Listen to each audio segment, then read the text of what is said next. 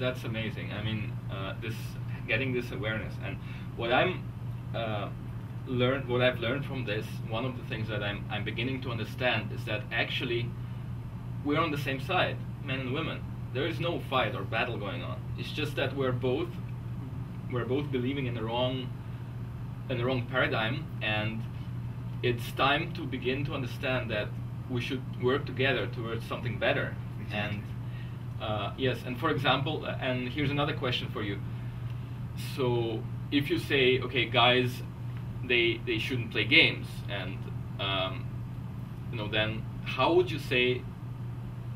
What would you say to a guy to do in if he wants to talk to a woman, or if he wants to meet a woman, if he's on a date with a woman? Starting from very first principles. Normally speaking, dating is a losing proposition. It's a losing proposition because normally, the moment a man suggests he wants to take a woman on a date,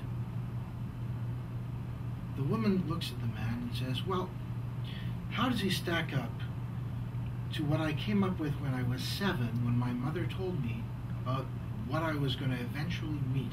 I was eventually going to meet a man on a white stallion in armor who is going to rescue me. He's going to take me to my fairy cabin. He's going to get me and rescue me from whatever I'm in. He's going to marry me, take great care of me. We were going to have children and live happily ever after. And I always envisioned he was going to be tall and drive a sexy car and have long hair. So she'll look at you and but maybe she'll think, well, all right, maybe I'll like him better on a full stomach. All right, call me up and take you out for dinner. And of course, what's happened is, instead of the woman looking at you and going, well, what are you all about? Who are you really? Why don't we just talk and get to know each other?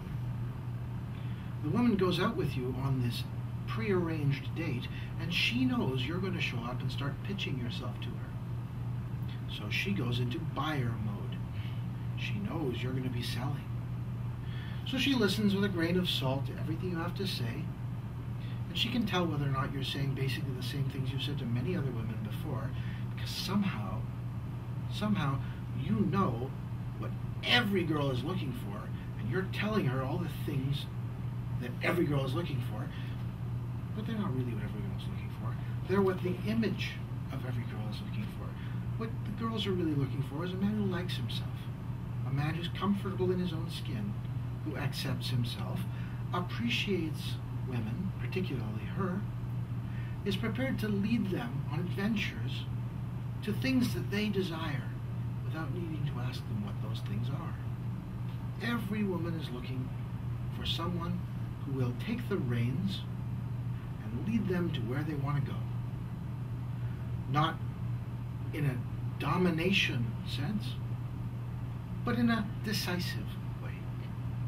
So if a man is comfortable with himself, likes himself, and is strictly honest, and offers the woman the right to choose whether or not to spend time with him, by saying, hey, this is who I am.